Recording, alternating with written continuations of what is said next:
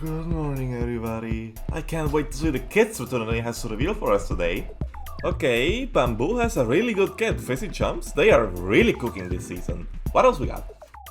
Mist and Splash on Recycled. That's an interesting one. They could have good synergy by trapping people with the mist and getting them with the special. I wonder what people have to say about... Okay, it's no secret that utility subs in Splatoon have had a bit of a bad reputation, to say the least. This has, understandably, led to people asking for buffs on these to be put on par with the bombs. But is that really the solution we need? In this video, I'm going to explain why I think this wouldn't work, at least by itself, as well as throw my ideas on how this could get fixed. Subscribe if you enjoy, and let's begin. Before we talk about fixing, we need to establish what the problem here is. If you've followed the meta at all, you'll see that a good amount of weapons in the higher tiers are weapons that have bombs, while a good amount of weapons in the lower tiers are weapons with utility subs. Like everything in life, there's exceptions, but for the most part these high tiers have some sort of bomb option, and this isn't by coincidence. Bombs open up a lot of opportunities. They can splat people, they can force people to move, they can combo, they can paint for you, they can deal high damage to objects, they can poke out to your main weapons range, they can serve as a grab me tool. Hell, even some more specialized bombs can help in mobility and location. You get the idea. Bombs are very flexible and something that a lot of weapons appreciate having. Now, if you look at utility subs, you get to see that the roles are a lot more specialized. While most of them can deal damage, it's not really the main focus of them. We have stuff like Toxic Mist that only slows people down and hinders their ink tank. We have Sprinkler, which is there to paint and not much else. We have Point Sensor, which exclusively locates people.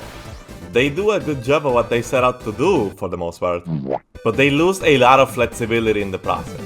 Even Angle Shooter, the utility sub that was made to be flexible, loses out on a lot due to its limited travel arc, or lack thereof. Now, from a game design perspective, this is interesting. It allows for different types of skill expression that aren't just slightly different flavors of explosives.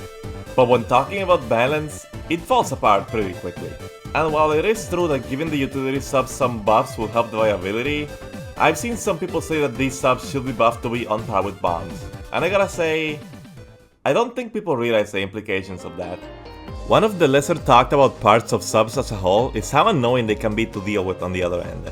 We've all seen the bomb spamming Fluttershy Juniors or the opening Gambit Novas when that was a thing, but none of it will compare to how obnoxious utility subs would be if they were top tier, which is weird, because we've had an example of those in the past. For those not in the know, Disruptor was a sub weapon exclusive to Splatoon 1 before it got reworked into Toxic Mist. Disruptor wouldn't linger in place after thrown, but would instead attach itself to your opponents, guaranteeing slowing them down for its full duration. And anyone that was around during the Splatoon 1 era or shutdown was able to experience being drawn around in circles by Sync Mini, and everyone hated it. Why do I bring this up?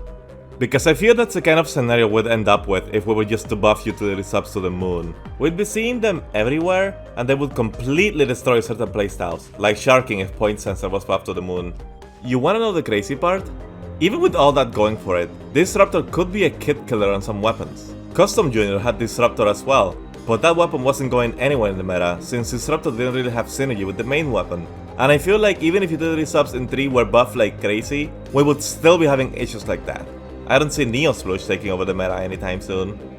On the other side of the coin, remember how I said that a good amount of weapons in the higher tiers are weapons with bombs? Well, some weapons also manage to get up there without bombs. A lot of those are weapons like Pencil, Squeezer, and Edit, which rely more on the main and special combination. But in some cases, like 52 Gallons or Tent, their sub is the ideal sub weapon they can ask for. So the problem doesn't seem to lie just on the power of utility subs. Indeed, what's good about a main weapon with a good bomb if they don't work well together? Something that has synergy is always going to be a lot better than just a random bomb, even if said bomb can get value in other ways. So the real culprit, unsurprisingly, is the kit system. The fact that weapons are forced to have subs by Nintendo which don't work, or are much harder to work around, are the real issue here. For example, Tri-Stringer has an easier time trapping people and hitting their shots due to Toxic Mist. Roller loves having Calling Bomb for mobility purposes. Ilier can set Ink Vines to check for flanks and know to move ahead of time when it's getting rushed. So in those cases, it's not bad at all. But then you have examples like Clash Neo, which loses an entry tool due to having Curling Bomb. Tri-Slasher, which is 180p inkjet but struggles to get it due to Toxic Mist not painting at all. Or Light Tetras, which don't really do anything with the sprinkler other than maybe paint sometimes. The issue is to blame mostly on the synergy of the weapon kits and not so much the viability of the utility subs on their own. To go into theoretical territory, there's 3 weapons I found that would work really well with Angle Shooter: Dynamo, Explosion, and Tenebra. I've talked about all of these in the past when I last made custom kits, but all 3 of these are slow, incongruent weapons that can sometimes have problems finishing off people. So having a cheap sub that can help splat people and help them move will go a long way. That all said, however, I cannot deny that a lot of the utility subs are at least a little undertuned when compared to bombs. Not all of them fall into this though. Wall, beacon, and mines are fine as saves if you ask me, but a lot of the others could use a bit of a nudge. So let's talk about what I would do to change them. Simple one to start with, just make Culling Bomb 55% of your ink tank. It's not quite double culling in one tank, but that might be a bit ridiculous honestly. 55% for a mobility tool that doesn't do much else unless you get tricky with it seems like a fair deal to me. Following up, Point Sensor will now mark exactly what weapon the marked person is using, both on your screen and on the map, similar to the recon ability in Splatoon 1. Point Sensor is all about locating people and nothing else, but it's hardly unique in that aspect anymore, so make its location a bit more specialized. Toxic Wisp will now linger on you for about a second after you leave its radius. Makes it more punishing to go through it, and it never really made sense that your Inkling was perfectly fine after leaving a poison cloud. Maybe we can also reduce its ink tank cost from 60 to 55% to make it easier to use in fights. Last simple one, Angle Shooter. Its biggest issue is that it has a lot of difficulty hitting people, so making the tripwire actually deal damage. Fun fact, it already has code to deal damage in the game, but it does 0 damage. We're buffing it to do 20 damage, but it can only hit you once, similar to Wavebreaker. Last but not least, we have Sprinkler. In my opinion, this one needs a lot more help than the rest. Sure, it paints, but a single suction bomb is more likely to paint better than a Sprinkler even after extended periods of time. So we will be making 3 changes. First of all, the radius of Sprinkler's paint will be increased by 10%. If the sub is all about painting, having its paint be really good will make a lot of sense if you ask me. More importantly though, we're changing how the Sprinkler modes work. When you throw it, it would actually start on what is currently stage 2, and after 15 seconds it will transition to its strongest mode. This will encourage throwing sprinklers at tricky spots like the underside of the Bluefin Bridge or Ramen Ball, since people will struggle to reach those spots, making them last longer on average, so long as you don't go in and feed. Inevitably though, people are bound to destroy them. So one last touch would be that you get notified when a sprinkler is destroyed. It would have a similar UI indicator to ink mines. That way, you would be able to know if someone is close enough to destroy your sprinkler.